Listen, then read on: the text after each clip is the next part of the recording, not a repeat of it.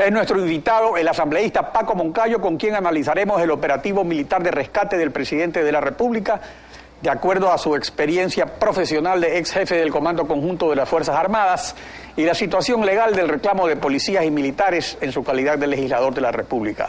General, muy buenos días, bienvenido a Contacto Directo. Buenos días, Alfredo, un gusto estar con usted y con toda la gran audiencia de este canal.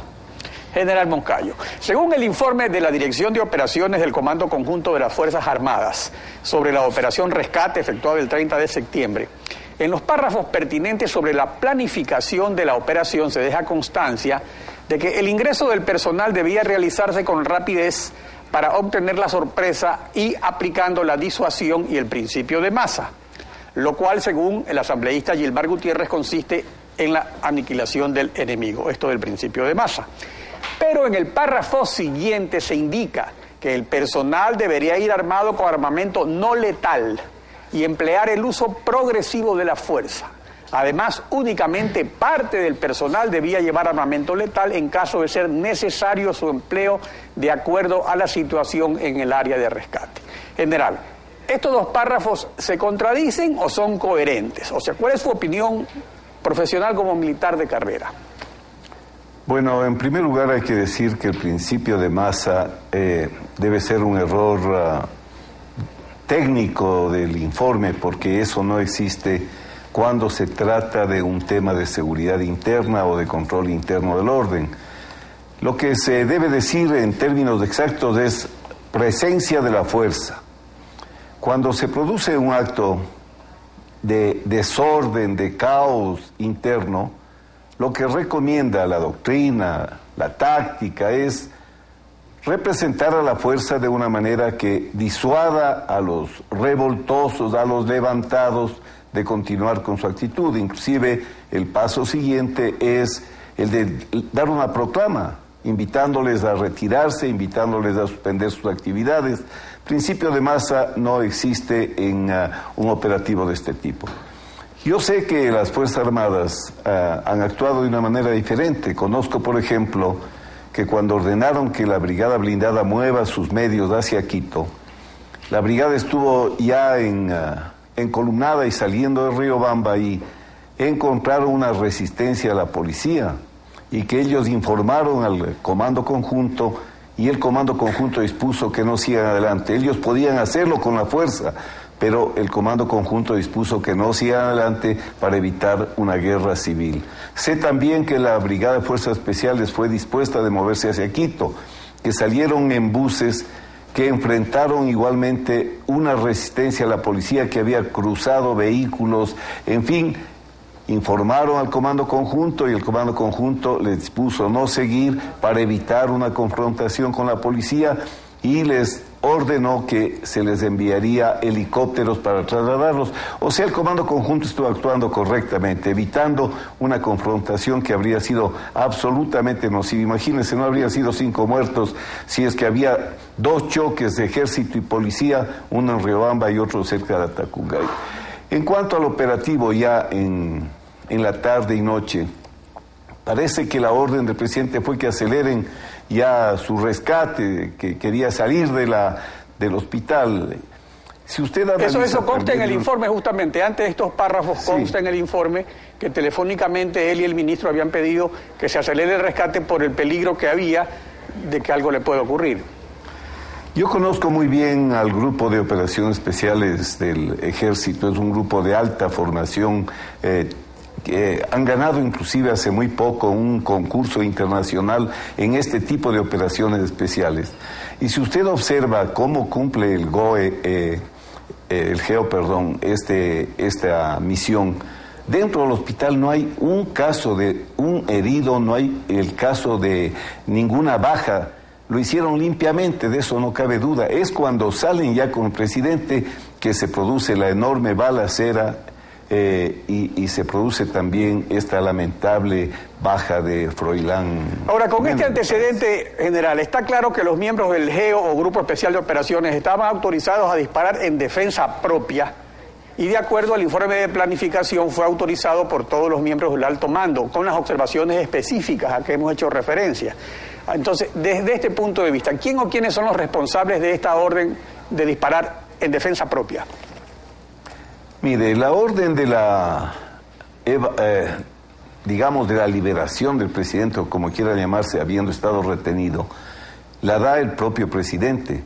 Es muy importante establecer que el presidente, si bien estuvo recluido en el hospital, estuvo dirigiendo al país. Eso lo dice Doris Solís, eso lo dice Freddy Ehlers. El presidente estuvo con parte de su seguridad, con sus medios, estuvo con su teléfono, estuvo dando órdenes, estuvo disponiendo lo que tenía que hacerse. Él mismo ordenó el estado de excepción, o sea, él ordenó que se produzca este evento militar que significó su rescate.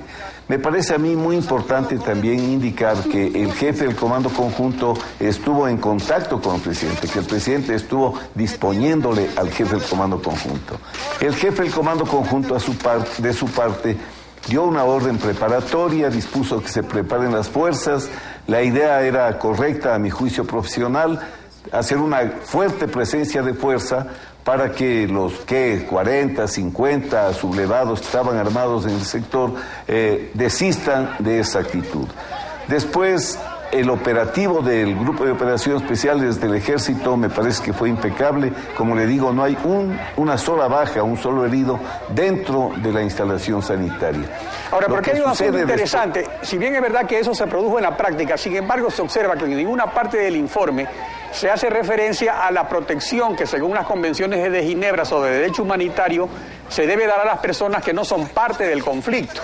O sea, ¿es esto lo apropiado o esta omisión no se justifica o en la práctica no ocurrió eso? O sea, ese es un punto pendiente porque estas convenciones han sido ya modificadas, regían antes solo para guerra, pero el artículo 3 también se refiere a conflictos internos, porque la mayor parte de los conflictos actuales no son guerras internacionales, son guerras civiles, problemas internos. ¿Esta omisión es o no admisible? A mí me parece que ese operativo debía haberse realizado de una manera diferente. Me parece que la política se mezcló de una manera innecesaria, que ese movimiento que los partidarios del presidente realizaron para ir a rescatarlo como a un héroe, en lugar de facilitar las operaciones, las dificultó. Me parece que esa intromisión de buena fe, bien intencionada, de los cercanos al presidente, de ir a meterse, a pelearse con los policías, solo dificultó los operativos. Yo creo que ese operativo no debía haberse realizado sin enfrentamiento, que podía haber, si se lograba que lleguen los medios del ejército, si es que se hacía una presencia masiva de fuerza, que eso debe querer decir con el principio de masa y no emplear para destruir a un adversario los medios, habría sido distinto ese operativo, no habrían habido las bajas que lastimosamente se produjeron. Pero ahora, general, pero también hay otra cosa, todo hubiera sido distinto si el origen del problema se hubiera tratado de otra manera. Porque en cuanto al origen del problema, según el presidente y el ministro Yal, no existía porque según ellos no se afectaba en el proyecto de ley a militares o policías. Pero sin embargo, veamos lo que dijo el propio jefe del Comando Conjunto de las Fuerzas Armadas al respecto. Invitamos a la Policía Nacional y a los sectores de la sociedad civil, así como también a ciertos elementos de la institución armada, a que repongan su actitud. Las Fuerzas Armadas somos una institución jerarquizada, subordinada a la autoridad legal, legítimamente constituida y como máxima autoridad de Fuerzas Armadas, como es el presidente de la República. El motivo que origina esta crisis, como es de dominio público, es la probable promulgación de la Ley Orgánica de Servicio Público, para lo cual solicitamos encarecidamente que mencionada ley sea revisada o dejada sin efecto para que el personal de servidores públicos, militares y policías no se vean afectados en sus derechos. Entonces, sobre el origen del problema existía, era claro que no se habían vuelto locos los asambleístas de Alianza País, de la oposición, ni los policías ni los militares. El propio jefe del Comando Conjunto lo dice. No hay duda de que el origen es este veto mal emitido. Mire, no es lo mismo un policía que se está dando bala todos los días casi, que está luchando en contra del crimen organizado, que está luchando en contra del narcotráfico, que no tiene certeza de volver a su casa al fin del día. No es lo mismo que el honorable, respetable burócrata que entra a las 8:30 de la mañana a su oficina, sale a las 4 de la tarde. Esta idea absurda, igualista, igualitaria, de estos elementos que tienen la visión ideológica equivocada. Todos somos iguales, todos del mismo trato, el policía o el burócrata. Eso llevó a este problema, pero especialmente cómo destruyeron el sistema de inteligencia que estaba funcionando bien, igual con ideas absurdas, ideológicas de que la inteligencia está a órdenes del imperio.